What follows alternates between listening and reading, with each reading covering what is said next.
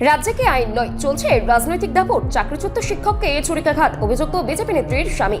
রাজ্যের আইন শৃঙ্খলা পরিস্থিতি নিয়ে ফের ভয়ঙ্কর প্রশ্নচিহ্ন। চাঞ্চল্যকর ঘটনায় চাকরিচ্যুত শিক্ষক সমরকান্তি ভক্ত গুরুতরভাবে আহত।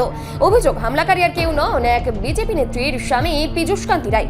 ঘটনাটি ঘটেছে বিলোনিয়া বরজ কলোনি এলাকায়। অভিযোগ অনুযায়ী প্রকাশ্যে সমরকান্তি ভক্তের উপর ধারালো অস্ত্র নিয়ে হামলা চালানো হয়। গুরুতর অবস্থায় তাকে দ্রুত জেবি হাসপাতালে রেফার করা হয়েছে।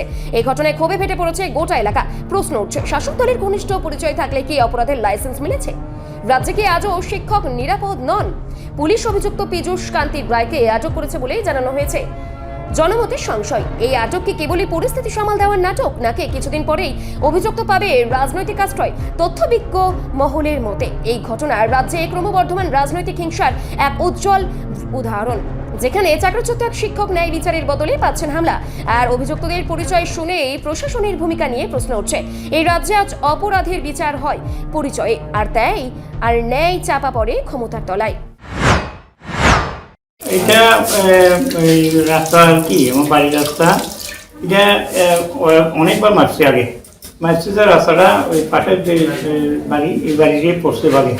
ইদানিং সে আবার ডেমোক্রেশন দিয়ে মাপাইছে, মানে কীভাবে মারছে জানি না, রাস্তাটা আবার হেলের দিকে হচ্ছে অর্ধেক।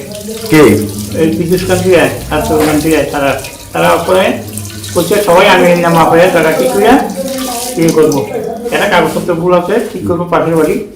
তো তারা হঠাৎ করে এখন মাটি ফেলাইতেছে। আমি বললাম যে কৃষিকা এখন মাটি ফেলা, হ্যাঁ সবাই একবার আমি ঠিকঠাক করে মাটি ফেলাইছি। এরপরে কথা করতে একটু জ্বালানি করে আমার ঘুষে দিছে, আমি পড়তাম দিয়ে আরেক মানে আরেকজনের জায়গাতে কাজছে। একটা লিকুইড লাগবো না জায়গাতে পীযূষ কান্তি রায়। আর আপনার নাম? সমরকান্তি ভক্ত। আমি 10,300 দিতে করতাম। বাড়ি কোন জায়গাতে? বরজ কলোনি, যেখানে উৎসব হয় এখানে।